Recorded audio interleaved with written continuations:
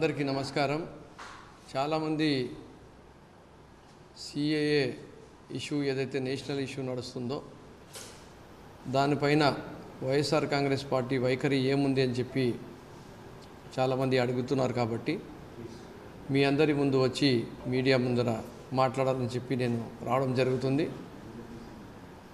భారతదేశము కొన్ని వేలాది సంవత్సరాల నుంచి ఎన్నో సివిలైజేషన్స్ని చూసి ఇవాల్వ్ అయిన దేశము.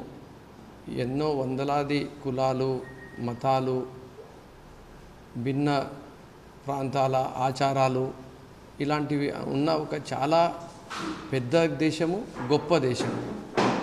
ఈ పెద్ద దేశంలో, గొప్ప దేశంలో ప్రపంచమంతటా కూడా మాట్లాడుకునేది ఏమంటే it is one of the best democracy and the biggest democracy which is safeguarding the interest of the citizens irrespective of their race, region, religion or caste or creed అని చెప్పి. సో ఎక్కడ కూడా విపక్ష అనేది మన భారతదేశంలో ఈరోజు వరకు కూడా లేదు.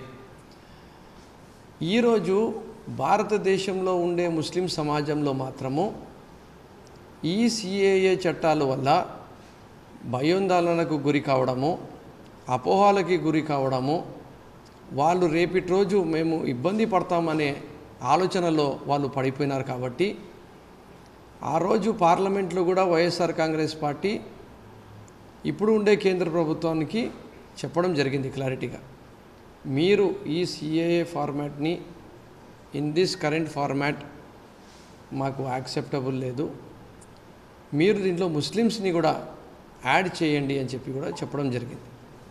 ఈరోజు కూడా మేము చెప్తున్నది ఏమంటే ఎక్కడ కూడా కులాన్ని బట్టి, మతాన్ని బట్టి, ప్రాంతాన్ని బట్టి మనము విపక్ష చూపిస్తే అది దేశం కోసం మంచిది కాదు. కాబట్టి అందరి మనోభావాల్ని మనము తీసుకొని వెళ్ళాలా.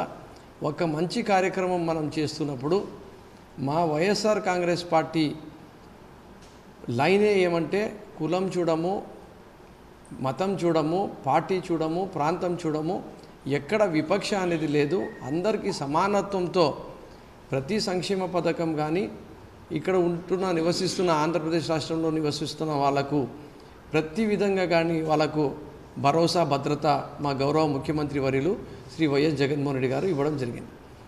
ఈరోజు సిఏఏలో 6 రిలీజియస్ మైనారిటీస్కి పెట్టి దాంట్లో ముస్లిమ్స్ని చేర్పియకపోతే ఆ సిఏఏ చట్టము రావడం వల్ల రేపటి రోజు వచ్చే ఎన్పిఆర్ కానీ ఎన్ఆర్సీ కానీ వచ్చినప్పుడు ఎప్పుడైతే ఈ బీద ప్రాంతాల్లో ఉండేవాళ్ళు, పేదరికంలో ఉండేవాళ్ళు వాళ్ళ సిటిజన్షిప్ని ఒకవేళ ముస్లిమ్స్ ప్రూవ్ చేసుకోలేని పరిస్థితుల్లో పడినప్పుడు ఈ సిఏఏ చట్టం అనేది అందరికీ వర్తిస్తుంది. కానీ ముస్లిమ్స్లకు ఒక్కటే మాత్రము వర్తించకుండా వాళ్ళు నిజమైన భారతదేశ పౌరులైన వాళ్ళు రెఫ్యూజీలుగా అయ్యే పరిస్థితి అయిపోతుంది అని చెప్పి ఒక చాలా భయోందోళనలో ఈరోజు ఉన్నారు. కాబట్టి మా గౌరవ ముఖ్యమంత్రి గారి స్టాండ్ కూడా ఏమి అంటే అన్ని పర్సనల్ లా బోర్డ్స్తో, అంటే సిఖ్స్ ఉండని, జైన్స్ ఉండని, పార్సీస్ ఉండని, జ్యూస్ ఉండని, ముస్లిమ్స్ ఉండని, ప్రతి ఒక్కరి పర్సనల్ లా బోర్డ్స్తో వాళ్ళ పెద్దలతో కూర్చొని ఏమి చేస్తే ఇంక్లూజివ్ అప్రోచ్ అవుతుంది, ఏమి చేస్తే ప్రతి ఒక్కరిని మనము న్యాయం చేసే విధంగా చేయగలుగుతాం, ఏమి చేస్తే దేశంలో ఉండే ప్రతి ఒక్క నాగరికుడు కూడా సంతోషంగా ఉండగలుగుతాడు అనే విధంగా మనము చేసుకుంటే బాగుంటుంది అని ఆ రోజు పార్లమెంట్లో చెప్తున్నాము, ఈరోజు చెప్తున్నాము.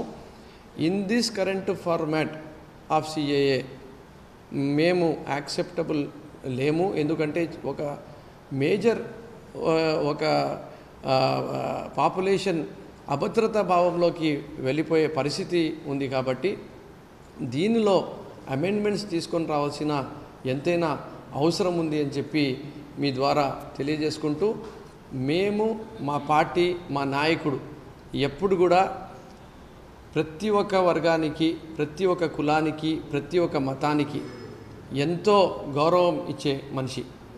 ప్రత్యేకంగా ఆ రోజు రాజశేఖర రెడ్డి గారు 4% రిజర్వేషన్ ఇవ్వడంలో కానీ ఈ రోజు వరకు సామాజికంగా, ఆర్థికంగా, రాజకీయంగా జగన్మోహన్ రెడ్డి గారు మైనార్టీస్కు చూపించిన ప్రేమ కానీ, వాళ్ళకు చేసిన మేలు కానీ చూసుకుంటే కూడా ఖచ్చితంగా మైనార్టీసు ఆంధ్రప్రదేశ్ రాష్ట్రంలో కూడా ఎవరు కూడా భయోందోళనకు గురి కావాల్సిన అవసరం లేదు. దానికోసమే అసెంబ్లీ సాక్షిగా ఎన్ఆర్సీని ఇప్పుడు ఉండే పరిస్థితుల్లో ఉండే ఫార్మాట్లో మేము చెయ్యలేము అని చెప్పి కూడా అసెంబ్లీలో కూడా రెజల్యూషన్ కూడా పాస్ చేయడం జరిగింది అని చెప్పి కూడా మరొక్కసారి మీడియా ద్వారా మీకు గుర్తు చేపిస్తున్నాను. ఆ రోజు కూడా గౌరవ ముఖ్యమంత్రి గారు ఒకటే మాట చెప్పడం జరిగింది, ఏ చట్టాల వల్ల ఏ ఒక్క మనిషికి కూడా ఇబ్బంది అయితే దానికి మేము ఖచ్చితంగా వ్యతిరేకిస్తాము. దానికి ఏ రకంగా మేలు జరుగుతుంది అనేది కూడా మేము ప్రజల వాణి ఏదైతే ఉందో అది కూడా ఇప్పుడు ఉండే కేంద్ర ప్రభుత్వానికి వినిపిస్తాము అని చెప్పి కూడా చెప్పడం జరిగింది. సో మీ అందరికీ చెప్పేది ఒకటే, భారతదేశం అనేది ఒక గొప్ప దేశము, ఈ భిన్నత్వంలో ఏకత్వం ఉండే దేశము, ప్రతి ఒక్కరు కూడా కలిసిమెలిసిగా ఉండే దేశము, ప్రతి ఒక్కరు కూడా బాగుండాలని చెప్పి కోరుకునే వాళ్ళం. కాబట్టి ప్రపంచంలోనే ఇంకా పేరు ప్రఖ్యాత పెంచే విధంగా మన చట్టాలు ఉండాలి. కాబట్టి మనం ఖచ్చితంగా ఈ ఫార్మాట్ ఆఫ్ సిఏఏని మాకు యాక్సెప్టబుల్ లేదు అని చెప్పి కూడా మీ ద్వారా తెలియజేసుకుంటూ, మరి ఆంధ్రప్రదేశ్ రాష్ట్రంలో ఉండే ముస్లిం సమాజానికి కూడా ప్రతి ఒక్కరికి కూడా మేలు చేసే పనే గౌరవ ముఖ్యమంత్రి వర్యులు శ్రీ వైఎస్ జగన్మోహన్ రెడ్డి గారు చేస్తారు. ఎందుకంటే ఆయన దగ్గర విపక్ష లేదు అని చెప్పి మరొక్కసారి మీ ద్వారా తెలియజేసుకుంటున్నాం. సార్ ఒక్క నిమిషం, ఇప్పుడు కేరళ ప్రభుత్వము, తమిళనాడు ప్రభుత్వం, మేము ఈ సిఏఏని అమలు చేయము అని అంటారు. మీ రాష్ట్ర ప్రభుత్వం కూడా అలాంటి వైఖరి ఏమైనా తీసుకుంటారు? ఇప్పుడు చెప్పింది కూడా మేము మేము మా పార్టీ తరపు నుంచి ఈ కరెంట్ ఫార్మాట్ ఆఫ్ సిఏని వ్యతిరేకిస్తున్నాము. దీంట్లో అమెండ్మెంట్ తీసుకొని రావాల్సిన అవసరం ఉంది. దీంట్లో అమెండ్మెంట్ తీసుకొని రావాల్సిన అవసరం ఉంది. దీంట్లో ముస్లిమ్స్ని, జ్యూస్ని వాళ్ళని కూడా దీంట్లో యాడ్ చేయాల్సిన అవసరం ఉంది. ఇంకా ఎవరైనా మిగిలిపోయింటే కూడా వాళ్ళని కూడా యాడ్ చేస్తే మంచిది. కానీ ఒకరిని తొలగించడము, ఒక వర్గానికి తొలగించడం అనేది మంచిది కాదని చెప్పి మేము నమ్ముతున్నాం. ఈ చట్టాన్ని తీసుకొచ్చిన బీజేపీతో కలిసి టీడీపీ, జనసేన పోతున్నాయి. ఇది ఎఫెక్ట్ ఎలక్షన్లో వెళ్తున్నారు. అది తెలుగుదేశం పార్టీ బీజేపీ పార్టీతో ఇంతకుముందు కూడా వాళ్ళు అలయన్స్లో ఉండినారు. దాని తర్వాత మేము అలయన్స్లో ఎప్పటికీ బీజేపీ పార్టీతో కలవము అని చెప్పి కూడా చంద్రబాబు నాయుడు గారు చెప్పడం జరిగింది. మళ్ళీ మోడీ గారికి కూడా ఎన్నోసార్లు ఆయన తిట్టడం జరిగింది. మళ్ళీ ఈరోజు పోయి కలవడం జరిగింది. ఆయనకు ఒక నైతిక విలువలు కానీ, సిద్ధాంతాలు కానీ, రాజకీయాలపైన, దేశ ప్రజల మనోభావాలపైన క్లారిటీ లేదు. వయసు వచ్చింది. ఆయనకు ఎట్లా పవర్ తెచ్చుకోవాలా, ఎవరి షేర్ ఆఫ్ ఓటర్స్ని నా బుట్టలో వేసుకోవాలా, నా షేర్ ఆఫ్ ఓటర్స్ తక్కువ ఉన్నారు కాబట్టి పవన్ కళ్యాణ్ షేర్ ఆఫ్ ఓటర్స్ని తెచ్చుకుందాము, బీజేపీ పార్టీ నుంచి తెచ్చుకుందాము. ఇంకా ఆయనకు వీలు అవుతుంటే ఒకవేళ సిద్ధాంతాలు వేరే కాకపోయింటే కమ్యూనిస్ట్ పార్టీ, కాంగ్రెస్ పార్టీకి కూడా తెచ్చుకొని అలయన్స్ని కుదిరించుకొని ఆంధ్రప్రదేశ్ రాష్ట్రంలో ఎలాగో అలాగా ఆయన ఈరోజు ప్రభుత్వంలో రావాలని చెప్పి ఒక కాంక్షనే కానీ ఆంధ్రప్రదేశ్ రాష్ట్రంలో ఉండే ప్రజలపైన కానీ, దేశంలో జరుగుతున్న పరిణామాలపైన కానీ, ఈరోజు దేశవ్యాప్తంగా కానీ ఆంధ్రప్రదేశ్ రాష్ట్రంలో ఉండే ముస్లిం ప్రజల మనోభావాలపైన కానీ ఆయన ఎలాంటి స్పందన ఆయనకు లేదు అని చెప్పి కూడా మీకు తెలియజేసుకుంటూ, అసెంబ్లీలో కూడా ఎన్ఆర్సీ రెజల్యూషన్ మేము ప్రవేశపెడుతున్నప్పుడు వాళ్ళకు తెలిసిన ఆ రెజల్యూషన్కి వాళ్ళు ఆ రోజు సపోర్టు ఇవ్వలేదు. అలాగే వేరే సాకు చూపించి వాకౌట్ చేసి ఆ రోజు అసెంబ్లీలో డిస్కషన్లో పాల్గొనకుండా కూడా వెళ్ళిపోయినారని చెప్పి కూడా ఆంధ్రప్రదేశ్ రాష్ట్ర ప్రజలు ఇది గమనించాలని చెప్పి కూడా మీ ద్వారా తెలియజేసుకుంటున్నాం.